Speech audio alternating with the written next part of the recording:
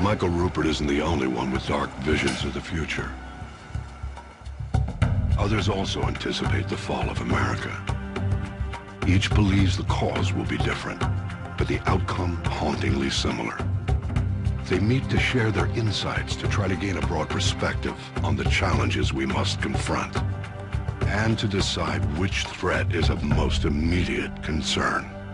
The most important priorities that we have are saving lives. If I had to sum all the problems down to one word, it is overpopulation.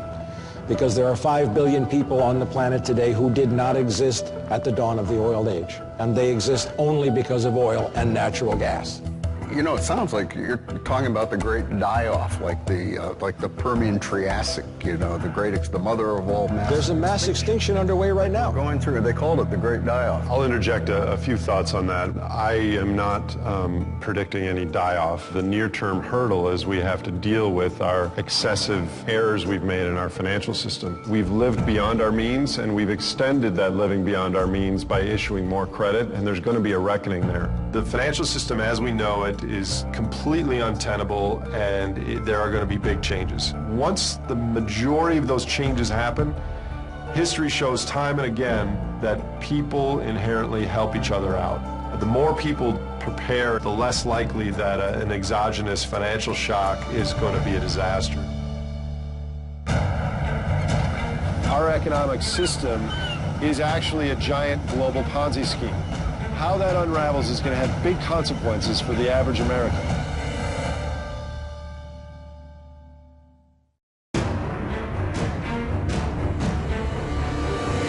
America today is the mightiest nation since the dawn of man.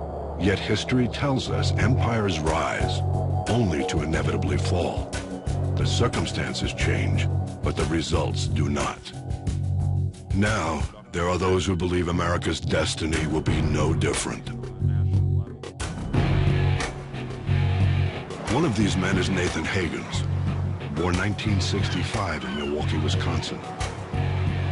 With a PhD in natural resources, this former investment banker was managing a hedge fund when he came to the conclusion our current economic system was unsupportable. He resigned. Our economic system is actually a giant global Ponzi scheme. And the way that translates is a lot of this debt and credit that has been built may someday never be paid off. How that unravels is going to have big consequences for the average American. Capitalism is going to have to be retooled, or it's going to completely go by the wayside. What we have now has been a failure. The future is going to look very different than the past in one primary regard, in that the world economy will no longer continue to grow. Until 12,000 years ago, humans lived on a hunter-gatherer, foraging lifestyle.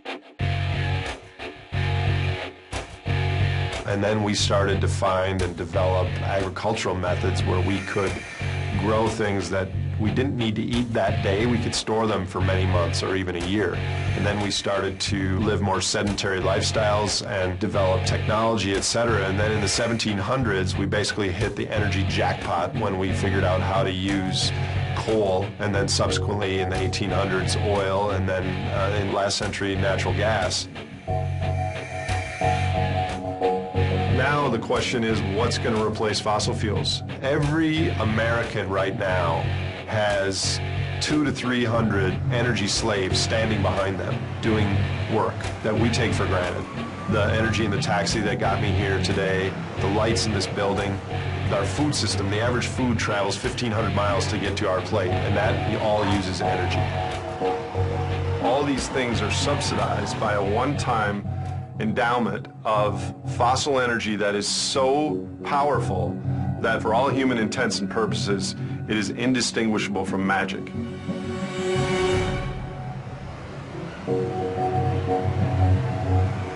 Higgins believes the current global depression is the beginning of an economic collapse that will intensify as natural resources run out and alternative energies fail to replace them in time. Technology is in a race with depletion, and depletion is winning. People need to recognize, okay, we live on a finite planet, and we have virtually infinite wants and perceived needs. But those two trends are butting up against each other, and what are we going to do about it? We've been so endowed with natural resources for 60, 70, 80 years, we have not really thought that this was a problem. There have been some recessions and even a Great Depression, but we've always reset from that. We build our institutions and our expectations assuming that this sort of subsidy will continue in the future. And now we've built a lifestyle that is no longer sustainable. We can live within our means, but only when we acknowledge that there are limits. And our economic system right now does not acknowledge that there are limits. The financial system as we know it is completely untenable, and there are going to be big changes. The idea that our economic system is completely failing is hard to believe. But Higgins points to America's mountainous debt as proof. The balance between that debt and our available resources is delicate. When it tips, the system collapses. We have built an entire industrial civilization on the assumption that there will be more every year. We now know that resources are harder to find, and in order to keep the system going, we've flooded the American economy as well as the world economy with more and more credit. We've created a large debt overhang, and right now we're kind of in this Wile E. Coyote moment where we've fallen off the cliff and the government is supporting the feeling that things are okay, but in reality, right around the corner, there's some very different trajectories. Basic needs, food procurement, water, just knowing that people are going to get fed is going to become more prominent in people's minds, just like it did in the Great Depression.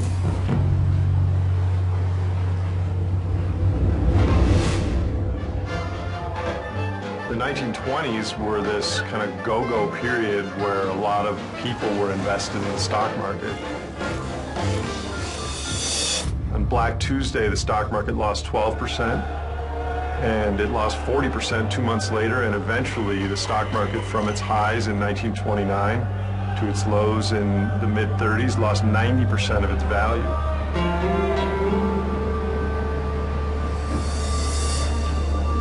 In the Great Depression, around 35 million people lived in families where no one had a job out of a population of 120 million. So during that decade, the average income of those people that worked declined 40%. So it was pretty desperate back then.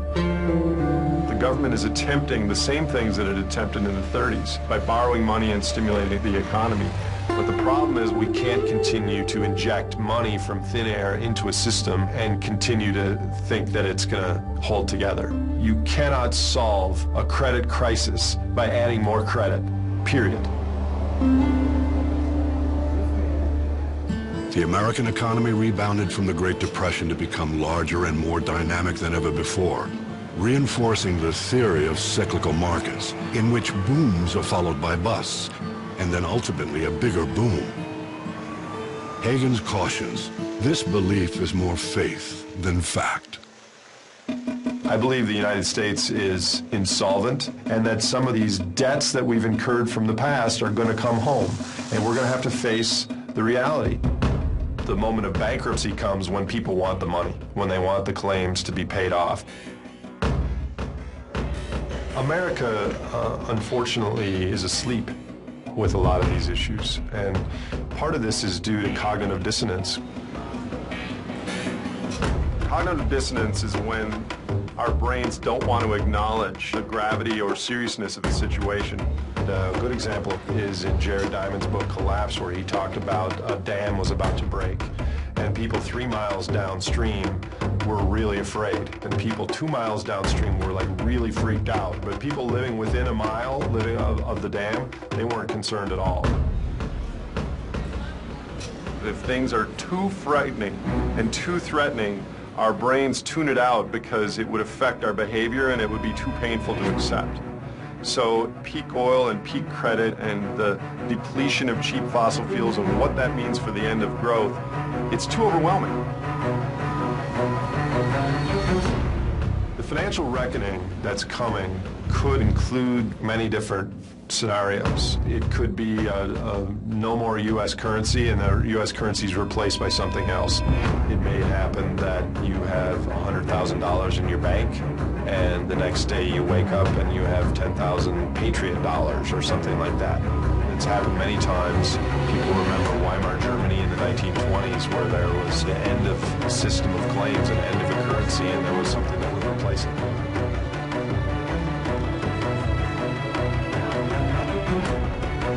The average American knows that something is wrong, but the problem is they don't really speak up and get really vocal about it because they don't know what to do. Higgins feels this unprecedented financial crisis is the greatest threat to America today. The debate continues.